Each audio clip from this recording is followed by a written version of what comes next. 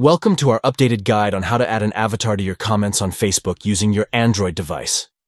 Let's make your interactions more personalized and fun with this new feature. To begin, launch the Facebook app on your Android device.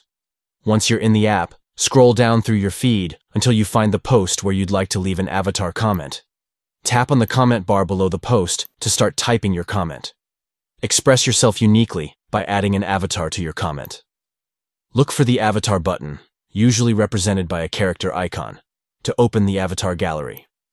Next, tap the avatar button to access the avatar gallery. Browse through the available avatars, which may include various characters and styles, and select the one that resonates with you. Once you've found the perfect avatar to represent your comment, tap on it to select and use it. Make sure you're satisfied with your choice before proceeding. When you're happy with your selected avatar, tap the Post button to share your avatar comment.